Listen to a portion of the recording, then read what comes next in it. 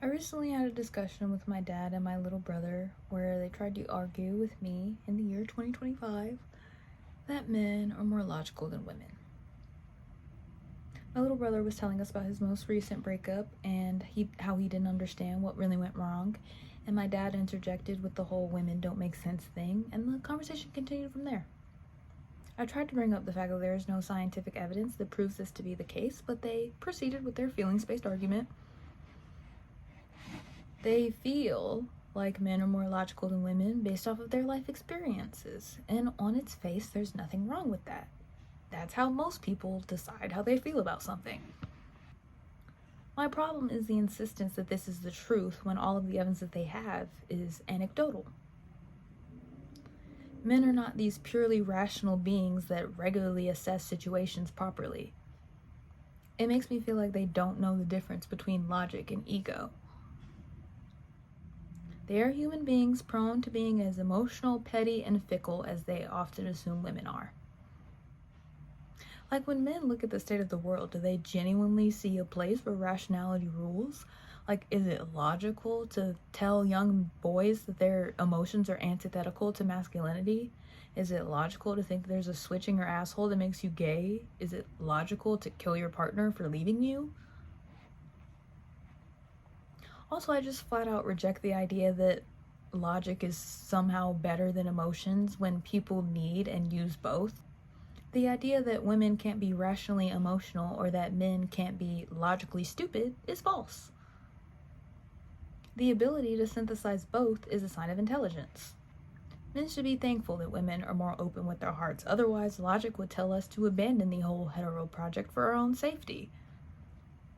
The world needs more men to connect with the softer parts of themselves and to see themselves beyond what they are told men should be and to actually explore what their gender means to them. Getting to that place takes honesty and a willingness to dismantle the external structures that you've always used as a mirror, and that can feel threatening and scary. Men don't even realize that their attachment to patriarchy is emotional. They cling to it because it makes them feel powerful and therefore safe. Safe from what? The violence of other men. It's a false sense of security, but what else are they going to do? Dismantle the one structure that gives them meaning? Hell never. Hell never. This conversation broke my heart in many ways. Firstly, it shattered my image of my dad. I feel like I've been gathering little pieces of him my whole life, and this conversation just kind of like broke everything. Like, I just always wanted him to be better. Even though I don't really have evidence that he is, as a daughter, I wanted to feel like my dad wasn't like the rest of them. But no, he stood firmly on the party lines, talking points and everything. Because at one point, the conversation shifted from men are just flat out more logical than women, then to men are more logical in relationships. And then I reminded him that men tend to cheat more, and there's nothing logical about that. And he agreed, but he went into the classic, when men cheat, it's different because they're able to have sex without emotions and, quote, get some pussy because it's there. And when women cheat, it's worse because it's a more intentional act and da-da-da-da. And I was like, no, like, cheating is an even dumber and stupider decision because, as a man, because you've already admitted that you're risking your relationship for something. You're risking your relationship for something that you've already admitted that you don't care about. So like, why are you justifying this behavior? Like, why are you talking to me about this as if this is something I should accept? Like, why can't you be better? I love him always, but I'm having a hard time accepting that he doesn't want to be better. He just wants to be a man. Like, what is logical about falling in love in the first place? Like, romance isn't the arena where you prove how logical you are. How does it make sense to lead a romantic situation with logic? Like, is it flowers plus dinner equals pussy? Like, is it just a means to an ends for them? If you only care about the feelings that make sense to you or fit into your idea of who I should be, then you don't really want to love me. If I have to worry that I'm too much, or if I have to filter myself, then why are you even here?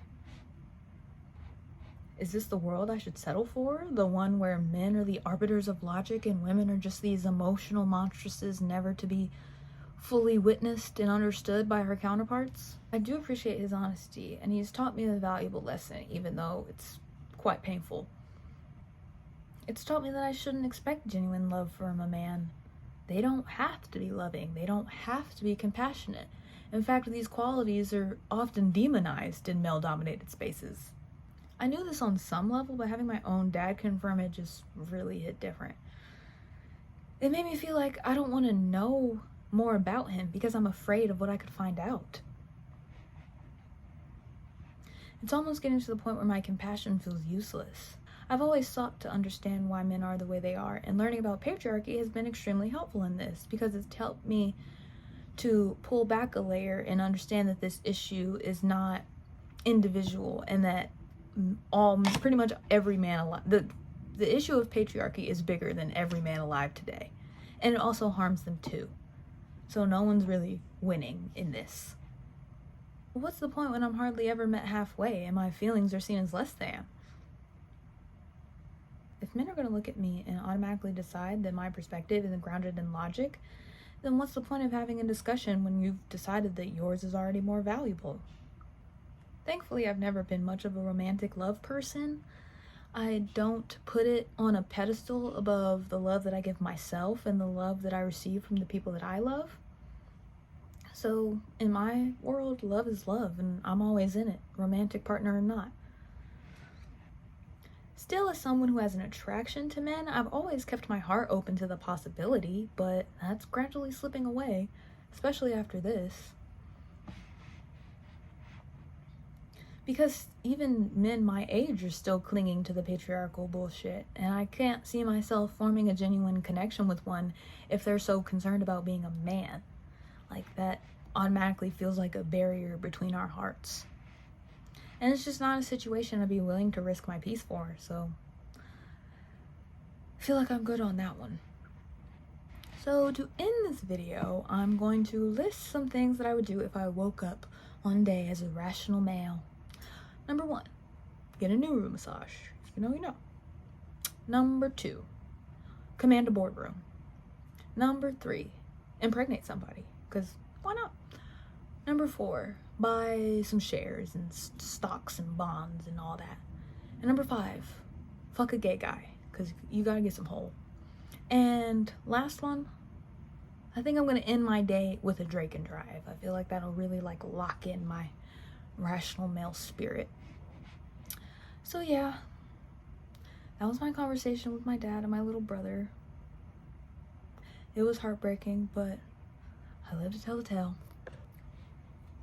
Dude, that conversation was so upsetting. Like, first of all, it happened the night before my birthday, and I had to spend my whole birthday night crying because of how upset I was over that conversation. And it's like, oh, it's frustrating on so many levels. Because, like, this is my dad modeling this behavior to my little brother and teaching them that it's okay to be like this. It's okay to, thankfully he wasn't there. He went to bed before the cheating conversation happened, because I was like, wait a minute, Dad, I'm not just gonna let you get away with this. Like, there's more. So thankfully he wasn't there for that, because the cheating conversation is what really killed me. I was like, oh my God, like, have you no heart? Have you no soul? Like, what's going on? Like, I didn't even really get into the half of what he said. He literally said, what she won't know won't hurt her. Like, what the fuck? What the fuck? No wonder you have failed relationships. No wonder you're 45 and you're single. No wonder. Because you say shit like that. Because you think shit like that. And I've heard him say other horrible things about women, and it's like, what happened to you? Like, where do we go wrong? And can we get back right? Is it possible, or is it too late? I'm starting to think it's too late, because he's fucking old. I'm not actually old, but like, I mean, you're never too late to change if you want to try, but he clearly does not want to try because he justified cheating behavior in multiple different ways and scenarios to me, his daughter, as if like one day I would go to him and be like, oh my god, dad, like my boyfriend cheated on me, like what do I do? He would say some bullshit like, oh, does he care about the person he cheated with, like, or was it an affair? It doesn't matter. It doesn't matter. It's a violation. It's a violation regardless of why you did it. And honestly, in my eyes, I would rather them cheat and it be like an affair and they're like actually emotionally involved with the person, because at least in that you're showing, at least you've risked our relationship for something that you actually care about. And whether or not they work out after, it doesn't really matter, because like at least in the moment it was worth it to you. Like, yes, it's gonna be hurtful to me, but I can wrap my head around that. I cannot wrap my head around just a thoughtless, like, slip into some pussy. No. Unacceptable. Completely unacceptable. Never. No. I can't do that. I can't, because it's like you don't care. And it's like you don't care so much that you're gonna sleep with somebody else? Like, you're doing that just to hurt me. And I don't care if in the moment you're not thinking about me, like, you need to be. So that's upsetting. That's upsetting.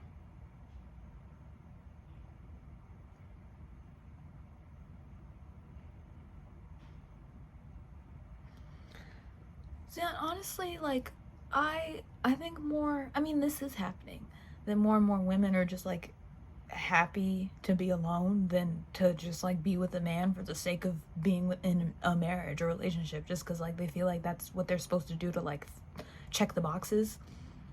So I'm glad about that, because like if a man on a base level can't be a genuine partner to you, then I don't see the point in him being around. I don't. And genuine partnership looks however like you want to decide it looks to you. But if you don't feel that partnership, then it's dead, it's gone, it's lost. And I don't want to be part of it. Like, being alone it's not even hard. I mean, I guess for some people it probably is like more difficult than others, but like, why shouldn't you enjoy your solitude? There's this quote that I like, that it's like, I don't remember who it's by, but it's like something like, I'll only have you if your presence is sweeter than my solitude, or something like that. And like, yeah, that's it. That's 100% it. If you're not having a positive impact on my life, if I have to be worried about how you're gonna act when you're not with me, then that's fucking dead. That's no, why would I do that when I could just be alone? When I could just have peace all the time, peace. And I just gotta worry about me and what I want to do and what I want to eat.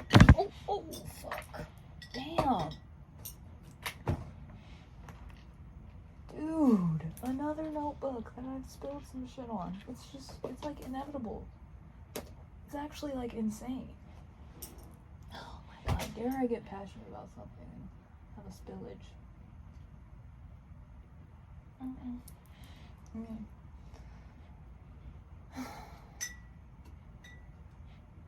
Great. Whatever.